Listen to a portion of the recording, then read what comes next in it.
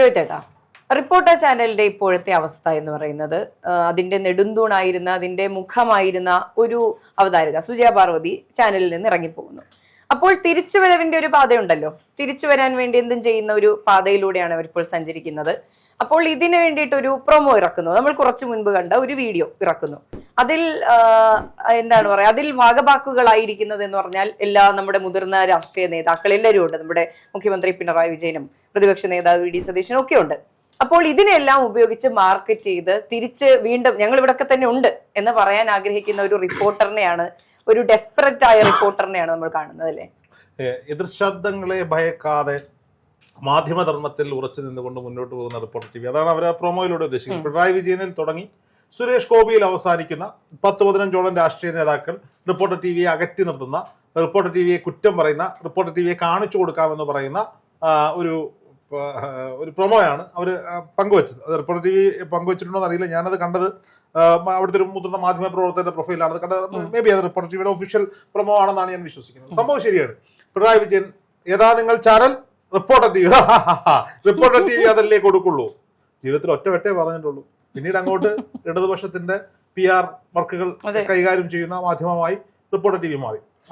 പലപ്പോഴും ഇടതുപക്ഷ രാഷ്ട്രീയം, പണ്ട് മാധ്യമങ്ങൾ രാഷ്ട്രീയം ഒളിച്ചു കടത്തുമായിരുന്നു. മനോരമയൊക്കെ കോൺഗ്രസിന് വേണ്ടി പണ്ട് എഴുതുന്നത് നമുക്കറിയാം. പക്ഷേ ഞാനൊരു കമ്മ്യൂണിസ്റ്റുകാരനാണ്, ഞാൻ ഇടതുപക്ഷാനുഭാവിയാണ് എന്ന് പറഞ്ഞുകൊണ്ട് തന്നെ മാധ്യമ പ്രവർത്തനം നടത്തുന്ന നികേഷ് കുമാർ പണ്ട് തുടങ്ങി വെച്ചിട്ട്, പിന്നീട് നികേഷ് കുമാർ മാധ്യമസ്ഥാപനം വിറ്റു എന്ന് പറയുന്ന റെക്കോർഡിക്കൽ വിറ്റിട്ടുണ്ടോ എന്ന് അറിയില്ല. എങ്കിൽ പോലും ഇപ്പോൾ നികേഷ് കുമാർ ഇല്ലാത്ത, നികേഷ് കുമാറിന് പകരം അരുൺകുമാർ അവിടെ ഇരിക്കുന്ന ആ മാധ്യമ സ്ഥാപനം, അതിൽ ഇവരുടെ ഇടതുപക്ഷ രാഷ്ട്രീയത്തെ വല്ലപ്പോഴുമെങ്കിലും ചോദ്യം ചെയ്തിരുന്ന സ്മൃതി പരുത്തിക്കാട് അവിടെ തന്നെ ഉണ്ട്. എങ്കിൽ പോലും ശക്തമായ ഒരു ശബ്ദമല്ല ആ ചോദ്യം ചെയ്യലിൽ. പക്ഷെ അതൊരു ശക്തമായ ശബ്ദത്തോടു കൂടി സംഘപരിവാർ രാഷ്ട്രീയം പറയുകയും എന്നാൽ ഇടതുപക്ഷ രാഷ്ട്രീയത്തെ നിശിതമായി വിമർശിക്കുകയും ചെയ്തിരിക്കുന്ന സുജയ പാർവതി ഇന്ന് ബിഗ് ടി വിയിലേക്ക് പോയിരിക്കുന്നു. ബിഗ് ടി വിയുടെ ചീഫ് എഡിറ്ററായി മാറിയിരിക്കുന്നു. റിപ്പോർട്ടർ ടി വി വന്നതുകൊണ്ട് ജീവിതത്തിൽ ഏറ്റവും കൂടുതൽ പ്രയോജനം കിട്ടിയ ആള് സുജയ പാർവതിയാണ് എന്ന് ഞാൻ പറയും. അപ്പോൾ സ്വാഭാവികമായിട്ടും എന്തായാലും അങ്ങനെ, പക്ഷെ അതിനകത്ത് ഇടതുപക്ഷത്തിൻ്റെതായ മറ്റൊരു നേതാവിനെ കണ്ടത് സജി ചെറിയാനാണ്.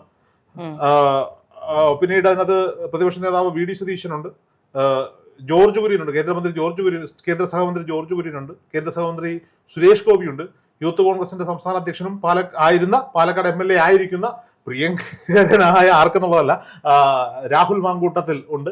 ഏതാ റിപ്പോർട്ടർ ടി വി മാറി നിൽക്ക് എന്ന് പറയുന്ന ചാനലുണ്ട്. വീണ ജോർജ് ഉണ്ട്, ആരോഗ്യവകുപ്പ് മന്ത്രി വീണ ജോർജ് ഉണ്ട്, മുൻ മാധ്യമ പ്രവർത്തകയായ, ഇവർക്കൊക്കെ മുന്നേ നികേഷ് കുമാറിന്റെ ശിഷ്യയായിരുന്ന വീണ ജോർജ്, ആരോഗ്യമന്ത്രി വീണ ജോർജ് ഉണ്ട്. അതിനേക്കാൾ ഉപരി പത്മഭൂഷൺ ബഹുമാനപ്പെട്ട വെള്ളാപ്പള്ളി നടേശനുണ്ട്.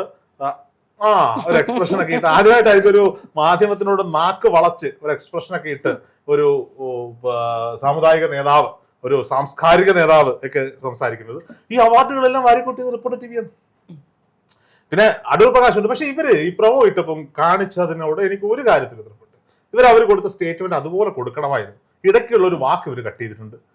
ഇപ്പൊ അടൂർ പ്രകാശും മറ്റു പലരും പറഞ്ഞിരുന്ന ഈ ചാനലിനെ അഭിസംബോധന ചെയ്തിരുന്ന മരമുറി ചാനൽ എന്ന് പറയുന്ന ആ ഒരു വാക്ക് അവർ കട്ട് ചെയ്തു എന്നുള്ളതാണ്. ഇപ്പൊ കഴിഞ്ഞ ദിവസം നമ്മൾ രാവിലെ ചർച്ച ചെയ്താണ്. ബിഗ് ടി വിയുമായി ബന്ധപ്പെട്ട് വരുമ്പോൾ ആരുടെയും PR ചെയ്യാതെ ശക്തമായ ഭാഷയിൽ വ്യക്തമായ ആശയം മുന്നോട്ട് വെക്കുമെന്നാണ് അവർ പറയുന്നത്. അപ്പൊ ഇവരുടെ ആശയം അത്ര വ്യക്തമായിരുന്നു. പക്ഷെ റിപ്പോർട്ടർ ടി വിയുടെ ഒരു ടീമിന്റെ ഫയർ ഭയങ്കരമായിരുന്നു.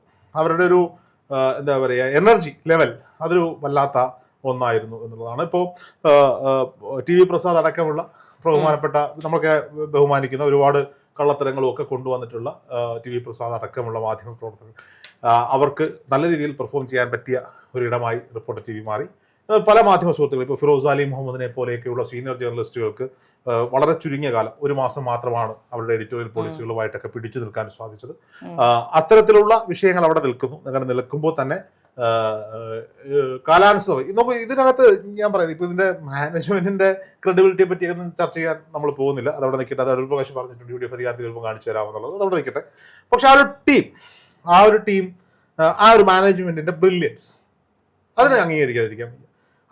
അത് പക്ഷെ മറ്റു കച്ചവടങ്ങളിലാണെങ്കിൽ പെർഫെക്റ്റ്.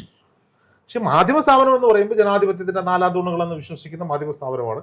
മാധ്യമ സ്ഥാപനങ്ങളിൽ ആ ബ്രില്യൻസ് എത്രമാത്രം ലോജിക്കലി കറക്റ്റ് ആവും എന്നുള്ള കാര്യത്തിൽ എനിക്ക് സംശയമുണ്ട്. എങ്കിൽ പോലും ഒരു ബിസിനസ്സുകാരനായി മാത്രം ആൻഡോ സഹോദരന്മാരെ നമ്മൾ കാണുകയാണെന്നുണ്ടെങ്കിൽ അവർക്കെതിരെ വാർത്ത എഴുതിയ വാർത്ത കൊടുത്ത മുഴുവൻ മാധ്യമങ്ങളെയും വെല്ലുവിളിച്ചു. അവർക്കെതിരെ മാംഗോ ഫോൺ കേസിലും മുട്ടിൽ മരമുറി കേസിലും അവരുടെ ഇപ്പോഴും മുട്ടിൽ മരമുറി കേസിന്റെ കുറിച്ചുള്ള ചർച്ച വരുമ്പോൾ ഒരു ഫോട്ടോയാണ് കൊടുക്കുന്നത്.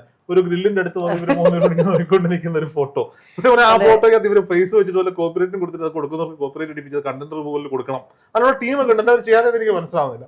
അപ്പോൾ സ്വാഭാവികമായിട്ടും നമുക്ക് ഇനി ഏത് ദൂസര സങ്കല്പത്തിൽ വളർന്നാൽ ഇപ്പൊ ആ കേസിനെ ആ കേസിനെ പറ്റി പറയുമ്പോൾ മാത്രം സംസാരം മുട്ടുന്ന എല്ലാവരും ഇതിൽ സംസാരം മുട്ടിപ്പോകും. ഇപ്പോ ഈ പറഞ്ഞ മുട്ടിൽ മരമുറി കേസിലെ ഈ പ്രധാനമായ മരം ഉണ്ടല്ലോ, ആ മരം സർക്കാർ വക അല്ല എന്ന് കാണിക്കാൻ പോലും അവർക്ക് കഴിഞ്ഞിട്ടില്ല. ഒന്നും പറയാനില്ല പ്രത്യേകിച്ചൊന്നും.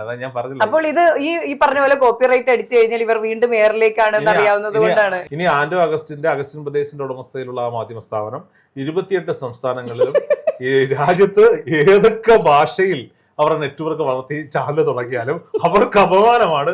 ഈ മാഗാ കേസൊന്നും അല്ല, ഗ്രില്ലിൽ വന്ന് നോക്കി നിൽക്കുന്ന ആ 3 പേരുടെ ചിത്രം. ഞാൻ ആ ചിത്രം ആദ്യമായി കാണുമ്പോ ഇതിനി AI ആണോ, ഇതിനി ഉള്ളതാണോ എന്നൊക്കെ ചിന്തിച്ചു വരുന്നത്. അവര് വന്നിട്ട് ഞങ്ങളൊന്നും ചെയ്തിട്ടില്ല, ഞങ്ങൾ നിരപരാധികളാണ് അവര് വിചാരിക്കുന്നില്ലല്ലോ. നാളെ ഞങ്ങൾ ചാനൽ മുതലാളിമാരാവും, സെലിബ്രിറ്റികളാവുമെന്ന് അവർ വിചാരിക്കുന്നില്ല. പക്ഷെ ഞാൻ അവരുടെ ബുദ്ധിയാണ് കണക്കൂട്ടുന്നത്. അവരൊരു ബിസിനസ് സ്ട്രാറ്റജിയാണ്. അവർക്കെതിരെ വാർത്ത എഴുതി, അവർക്കെതിരെ എല്ലാ മാധ്യമ പ്രവർത്തകരെ അവർ ഹയർ ചെയ്തു. നോക്കൂ, ഇത് കാട്ടുകൊള്ള എന്ന് വിശേഷിപ്പിച്ചത് 24 അരുൺകുമാറാണ്. ഓഗ്മെന്റഡ് റിയാലിറ്റിയുടെ സഹായത്തോടുകൂടി പുള്ളി മറ്റേ ലുങ്കിയൊക്കെ എടുത്ത് വീരപ്പൻ എന്ന് എഴുതിയൊരു ലോറിക്കകത്ത്, മഞ്ഞ ലോറിക്കകത്ത് പുള്ളി വന്ന് ചാടിയൊക്കെ ഇറങ്ങിയിട്ട് ഇവരെ ഏറ്റവും കൂടുതൽ ഉപദ്രവിച്ചത് അവരാണ്. അവിടെ നിന്ന് ഇവർക്കെതിരെ വാർത്ത ചെയ്ത സകല മാധ്യമ പ്രവർത്തകർക്കും ചോദിക്കുന്ന ശമ്പളം കൊടുത്ത് അവർ ഹയർ ചെയ്ത് പണിക്കാരാക്കി വെച്ചു. ഈ റിപ്പോർട്ടറിന്റെ ഹയറിങ്ങിനെ പറ്റി പറയുമ്പോഴാണ് എല്ലാ മാസവും അവർക്ക് ഹയറിംഗ് ഉണ്ട്. കാരണം ഓരോരുത്തരുടെ ഇങ്ങനെ പൊക്കോണ്ടിരിക്കുകയാണ്. എല്ലാ മാസവും ഹയർ ചെയ്തോണ്ടിരിക്കുന്നുണ്ട്. നോക്കി, കാട്ടുകള്ളൻ എന്ന് വിളിപ്പിച്ചവരെ കൊണ്ട് വരുമ്പോ എഴുന്നിട്ട് സാർ എന്ന് വിളിപ്പിക്കുന്ന ഒരു സാഹചര്യം പറയൂ അവരുടെ നിലപാടുകൾ കേൾക്കേണ്ടി വരുന്ന ഒരു സാഹചര്യത്തിലേക്ക് നാണം കെട്ടും പണം നേടുകിൽ നാണക്കേടാ പണം മാറ്റിടും എന്ന സിദ്ധാന്തം ഉയർത്തിപ്പിടിക്കുന്ന എല്ലാ മാധ്യമ പ്രവർത്തകരും അതിലേക്ക് പോയി എന്നുള്ളതാണ്. പിന്നെ നോക്കൂ, നമ്മുടെ നാട്ടിൽ ഇപ്പൊ മാധ്യമ സ്ഥാപനങ്ങൾ കൂടുന്നു എന്ന് നമ്മൾ പരാതി പറയുമ്പോഴും നമ്മൾ മനസ്സിലാക്കേണ്ടതുകൊണ്ടാണ് മാധ്യമ വിദ്യാഭ്യാസം, ജേർണലിസം പഠിക്കുന്നവരുടെ എണ്ണം എത്രമാത്രം കൂടി, എത്ര ഇൻസ്റ്റിറ്റ്യൂട്ടുകളായി. പണ്ട് വീട്ടുകാരായാലും അതുപോലെയാണ് ഇപ്പൊ ജേർണലിസ്റ്റുകളുടെ കാര്യം. ഇത് കൂടാണ്ട് അന്യ സംസ്ഥാനങ്ങളിൽ പോയിട്ട് ജേർണലിസവും വിഷ്വൽ കമ്മ്യൂണിക്കേഷനും ഒക്കെ പഠിച്ചിട്ട് വരുന്ന ഇതൊന്നും പഠിക്കാത്തവർ ഈ ഫീൽഡിലുണ്ട്. ഉണ്ട്. അതിന് ഏറ്റവും വലിയ ഉദാഹരണമാണ് SKN-ഉം അരുൺകുമാറും ഒക്കെ. ഞാൻ കളിയാക്കുന്ന ഇവര് രണ്ടുപേരും കോളേജ് അധ്യാപകരായിരുന്നു. ഇവർ രണ്ടുപേരും സർക്കാർ കോളേജുകളിലെ പ്രൊഫസർമാരായിരുന്നു. ശ്രീകണ്ഠൻ നായർ ആകട്ടെ, അരുൺകുമാർ ആകട്ടെ. പിന്നീട് Sreekantan Nair all India radio വഴി ഏഷ്യാനെറ്റിലേക്ക് എത്തുന്നു. അരുൺകുമാർ എനിക്ക് തോന്നുന്നു ദൂരദർശനിലെ പ്രോഗ്രാമുകളിലൂടെ ഏഷ്യാനെറ്റിൽ ശ്രീകണ്ഠൻ നായരുടെ പകരക്കാരനായി ചില ഷോകളിൽ വന്ന് അവിടുന്ന് മീഡിയ വണ്ണിലേക്ക് പോയി. എനിക്കത് മീഡിയ വണ്ണിൽ നിന്നാണ് ഏഷ്യാനെറ്റിലേക്ക് പോയി, എനിക്കത് കറക്റ്റായിട്ട് കിട്ടുന്നില്ല. അവിടെ നിന്ന് 24ലേക്ക് ശ്രീകണ്ഠൻ നായർ അനിലൂർ കൈ പിടിച്ചുകൊണ്ട് വന്ന് അനിലൂർ അവിടെ നിന്ന് പോയി റിപ്പോർട്ടർ TV ഉണ്ടാക്കിയപ്പോൾ അവിടെ നിന്ന് അങ്ങോട്ടേക്ക് പോയി. പക്ഷേ ഇവിടെ എനിക്കറിയില്ല ഇവരുടെ പേഴ്സണൽ കാര്യമാണ്, എങ്കിൽ പോലും ഞാനത് കണക്ട് ചെയ്ത് ചിന്തിക്കുമ്പോൾ ശ്രീകണ്ഠൻ നായർ ഏഷ്യാനെറ്റിൽ നിന്ന് പോകുമ്പോൾ നമ്മൾ തമ്മിൽ അവതാരകരായിട്ട് അരുൺകുമാർ അവിടെ ഉണ്ട് കുറച്ചു കാലം. പിന്നീടാണ് ഗണേഷ് കുമാറൊക്കെ അവതാരകരായിട്ട് വരും, മണിയമ്പൾ രാജു ആരൊക്കെ അവതാരകരായിട്ട് വരുന്നത്. അവിടുന്ന് 24 ഉണ്ടാക്കാൻ, ഫ്ലവേഴ്സ് ഉണ്ടാക്കാൻ അനിലൂർ പോകുമ്പോൾ കൊണ്ടുപോകാനുള്ളൊരു സ്പേസ് ഇല്ല. കാരണം എന്റർടൈൻമെന്റ് ചാനലാണ് ഇവർ ആദ്യം ലോഞ്ച് ചെയ്തത്, ഫ്ലവേഴ്സ്. 24 ഉണ്ടായപ്പോഴാണ് ഇവർ അവിടേക്ക് ഇദ്ദേഹത്തെ ഹയർ ചെയ്തത്. 3 വർഷത്തേക്ക് ലീവ് എടുത്തിട്ടാണ് പുള്ളി വരുന്നത്. പുള്ളി പാലക്കാട് വിക്ടോറിയ കോളേജിൽ അധ്യാപകനായിരുന്നു. അപ്പം അവിടെ നിന്നാണ് അനിലൂർ റിപ്പോർട്ടർ ഉണ്ടാക്കിയപ്പോൾ ശ്രീകണ്ഠൻ നായർക്ക് പ്രശ്നമാണ്. ശ്രീകണ്ഠൻ നായർ അങ്ങനെ ആരും വളർത്തത്തില്ലെന്നൊക്കെയാണ് പണ്ടുതൊട്ട് ഏഷ്യാനെറ്റിൽ നിന്ന് കേട്ട കഥകൾ. ഞങ്ങളുടെ പല ആളുകളും അദ്ദേഹം നെറ്റ്വർക്ക് അദ്ദേഹം ആരും വളർത്തത്തൊന്നുമില്ല. അദ്ദേഹത്തിന്റെ ആശ്രിതരായി നിൽക്കുന്ന കുറച്ച് പേര് കാലങ്ങളായിട്ട് പതിറ്റാണ്ടുകളായി കൂടെ നിൽക്കുന്നവരുണ്ട്. അല്ലാതെ പുതിയൊരാളെ വളർത്തിയുള്ളൂ. പക്ഷെ സ്വന്തം ചാനൽ തുടങ്ങുമ്പോൾ അങ്ങനെ പറ്റത്തില്ലല്ലോ. 1 man show എപ്പോഴും പറ്റത്തില്ലല്ലോ. ആദ്യം അരുൺകുമാറിനെ വളർത്തി, പിന്നെ സുജയ പാർവതിയെ വളർത്തി, പിന്നീട് വിജയകുമാറിനെ വളർത്തി. ഇവരൊക്കെ ഇപ്പൊ ഹാഷ്മി വളർത്തി. ഹാഷ്മി ഇച്ചിരി നന്ദി കൂറുള്ളവനാണെന്ന് തോന്നുന്നു കേട്ടോ. ബിഗ് ടി പോയില്ല. ആ കാര്യത്തിൽ ഞാൻ ഹാഷ്മിയെ ഒരു പന്തളത്തിന്റെ നാടിന്റെ ഒരു ഗുണം ഹാഷ്മി കാണിച്ചു എന്ന് പറയാനാണ് ഞാൻ ആഗ്രഹിക്കുന്നത്. എന്താ അങ്ങനെ നോക്കേണ്ട കാര്യമൊന്നുമില്ല, ഞാൻ ബാക്കി കേൾക്കുമ്പോൾ സന്തോഷമാവും. പക്ഷെ ഈ അരുൺകുമാർ വന്നപ്പോ ഒരു കറക്റ്റ് ശ്രീകണ്ഠൻ നായർ, പുള്ളിയുടെ ചാട്ടവും പുള്ളിയുടെ പരിപാടിയൊക്കെ അങ്ങനെയാണ്. 5 കോളേജ് പഠിച്ച ആളാണ് അരുൺകുമാർ. ഒരു 12 കിലോമീറ്ററോ 15 കിലോമീറ്ററോ വ്യത്യാസമേ ഉള്ളൂ. അപ്പം സ്വാഭാവികമായിട്ടും ആ നാടിൻ്റെതായ ഗുണങ്ങൾ ഇവർക്ക് രണ്ടുപേർക്കും, ഗുണങ്ങളും ദോഷങ്ങളും ഇവർക്ക് രണ്ടുപേർക്കും ഉണ്ടായിട്ടുണ്ടാകാം എന്നാണ് ഞാൻ വിചാരിക്കുന്നത്. ശ്രീകണ്ഠൻ നായർക്ക് നല്ല ദേഷ്യം ഇവരോടുണ്ട്. അത് ചില ഇന്റർവ്യൂകളിലും ചില ചർച്ചകളിലും ഒക്കെ നമുക്ക് മനസ്സിലാകുന്നതാണ്. ഇപ്പൊ ബിഗ് TV ആണ് വരുന്നത്. ഇനി ഞാൻ പറഞ്ഞു വന്നത്, ഇവര് മാധ്യമപ്രവർത്തകരെ ഹയർ ചെയ്തു, ഇവർ വലിയ പ്ലാറ്റ്ഫോമിൽ സാധനം വരുന്നു. വലിയ ഷോ 24 കാണിച്ചുകൊണ്ടിരുന്നപ്പോഴാണ് പെട്ടെന്ന് ഉമ്മൻചാണ്ടിയുടെ മരണസമയത്ത് ഒരു ബസ് പ്രത്യക്ഷപ്പെടുന്നു, ആരും പ്രതീക്ഷിക്കാതെ. KSRTC അദ്ദേഹത്തിന് മരണത്തിന് കൊടുത്തുവിട്ട ബസ്സിനേക്കാൾ പ്രൗഢിയുള്ള റിപ്പോർട്ടറിന്റെ ബ്രാൻഡിംഗ് ഉള്ള ബസ് പിടിച്ചു നിൽക്കാൻ വേണ്ടി സർവ്വ പണിയും റിപ്പോർട്ടർ സംഘവും 24 എടുക്കുന്ന കാഴ്ച കണ്ടു. അവിടെയും അജയരായി ഇവർ ഏഷ്യാനെറ്റ് തുടരുന്ന കാഴ്ച നമ്മൾ കണ്ടു. രാവിലെ മറ്റേ ചേട്ടൻ ജുബൊക്കെ ഇട്ടുകൊണ്ട് വന്ന് ഇവർ മറ്റേ കോഫിയൊക്കെ കുടിച്ച് മറ്റേ വലിയ ഡയലോഗുകളൊക്കെ അടിച്ചു വരുമ്പോൾ അദ്ദേഹം വളരെ സുരേഷ് ചേട്ടൻ വളരെ ശാന്തസ്വരൂപിയായി വന്ന് കാര്യങ്ങളൊക്കെ അവതരിപ്പിച്ചു പോയി. ഏഷ്യാനെറ്റ് നമ്പർ 1 ആയി നിൽക്കുന്ന ഒരു കാഴ്ച നമുക്ക് മുന്നിൽ ഇങ്ങനെ നിൽക്കുന്നു. ഏഷ്യാനെറ്റ് മുതലാളി ആരാണെന്ന് നമുക്കൊക്കെ അറിയാം, എങ്കിലും അവർ ആ രാഷ്ട്രീയത്തിലേക്ക് ഇങ്ങോട്ട് പേറാൻ പോയിട്ടില്ല എന്നുള്ളത് അവിടുത്തെ വിഷ്വൽ ടീമിന്റെ. ഞാൻ ആ മനുഷ്യനെ, BJP സംസ്ഥാന അധ്യക്ഷനെ രാജീവ് ചന്ദ്രശേഖരനെ ഒരേ ഒരു കാര്യത്തിൽ മാത്രമാണ് റെസ്പെക്ട് ചെയ്യുന്നത് കേട്ടോ. എനിക്ക് ആ കാര്യത്തിൽ ഭയങ്കര റെസ്പെക്റ്റാണ്. അദ്ദേഹത്തിന്റെ കയ്യിലിരിക്കുന്ന കേരളത്തിലെ നമ്പർ 1 ചാനലായ ഏഷ്യാനെറ്റിനെ പുള്ളി കാവ്യവൽക്കരിച്ചിട്ടില്ല നിലവിൽ. നാളത്തെ കാര്യം എനിക്കറിയില്ല. അദ്ദേഹത്തിന്റെ രാഷ്ട്രീയം വേറെ, ബിസിനസ് വേറെ എന്ന നിലപാടിൽ തന്നെയാണ് അദ്ദേഹം പോയിക്കൊണ്ടിരിക്കുന്നത്. വേറെ ആരും അത് ചെയ്യില്ല എന്നുള്ളതാണ്. അപ്പൊ ഈ രാജീവ് ചന്ദ്രശേഖറും റിപ്പോർട്ടർ TVയെ ഒഴിവാക്കിയിട്ടുണ്ട് പത്രസമ്മേളനത്തിൽ. അപ്പോൾ ഇതിന്റെ പ്രധാന കാരണം എന്ന് പറയുന്നത് നന്നായി ചൊറിഞ്ഞെടുക്കാൻ പറ്റുന്ന എല്ലാ റിപ്പോർട്ടർമാരെയും ഇവർ ഹയർ ചെയ്തു.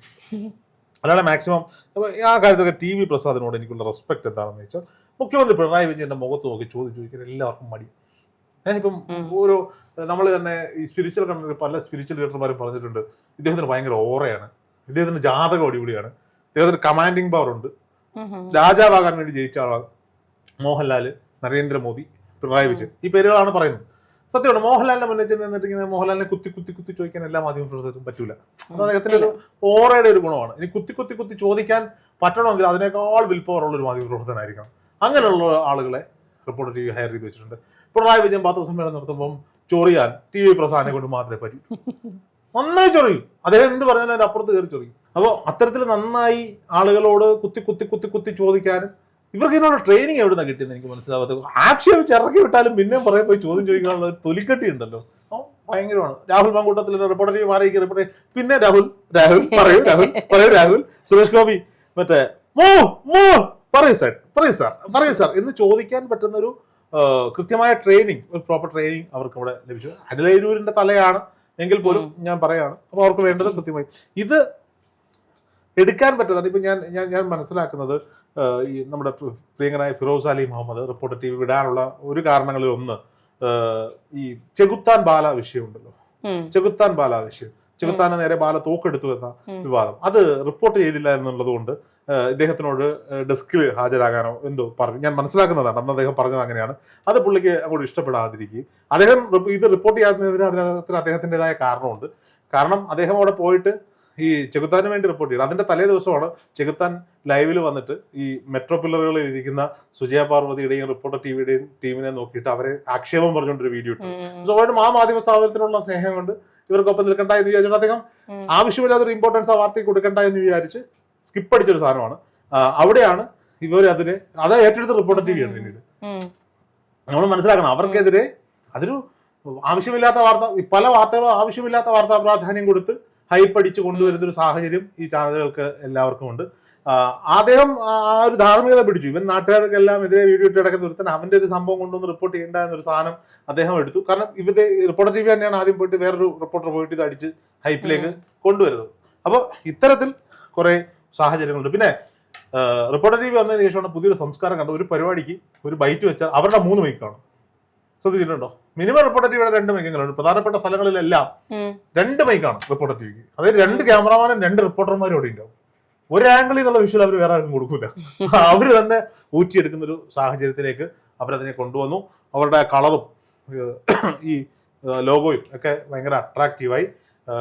പിന്നെ ആകെയുള്ളൊരു പ്രശ്നം ഇതാണ്, എന്തൊക്കെ ചെയ്താലും അരിപ്രാഞ്ചി എന്നുള്ള പേരാണ് ബാക്കി എന്ന് പ്രാഞ്ചിയേട്ടനില് മമ്മൂട്ടി പറയുന്നതിനോട്ട് എന്തൊക്കെ ചെയ്താലും അരിപ്രാഞ്ചി എന്നുള്ള പേരാണ് വരുന്നത്. ഇനി അവർ എക്സ്ക്ലൂസീവ് അടിച്ച് പിണറായി വിജയനെ രാജിവെപ്പിച്ചാലും VD സതീശനെ രാജിവെപ്പിച്ചാലും രാജീവ് ചന്ദ്രശേഖരനെ രാജിവെപ്പിച്ചാലും മരം മുറിച്ചാണ് എന്നാണ് 3 പാർട്ടിക്കാരും വിളിക്കുന്നത്. അവിടെയാണ് പ്രശ്നം. ആരെങ്കിലും ഒരാൾ നിങ്ങൾ സപ്പോർട്ട് ചെയ്യുന്ന ഇടതുപക്ഷം നിങ്ങളുടെ കൂടെ നിൽക്കണ്ടേ? 3 പാർട്ടിക്കാരും അവസാനം ഇതാണ്. അവിടെ മമ്മൂട്ടി അരിപ്രാഞ്ചി സിനിമയില് പുള്ളി ജ്വല്ലറി തുടങ്ങി ജ്വല്ലറി കടന്ന് അരിപ്രാഞ്ചി എന്നായി. ചാരിറ്റി ചെന്നപ്പോ ചാരിറ്റി നടത്തുന്ന അഭിപ്രായം ചെയ്യുന്നതായി എന്ന് പറയുന്ന ഒരു സാഹചര്യം റിപ്പോർട്ടർ ടിവിക്കുണ്ട്. അതൊക്കെ മാറുന്ന ഒരു കാലം വരും. കേസിൽ അവർ നിരപരാധിയാണെന്ന് ഞാൻ പിന്നെ ആരും പറയത്തില്ലായിരിക്കും എന്നുള്ളതാണ് നമുക്ക് മനസ്സിലാക്കേണ്ടത്.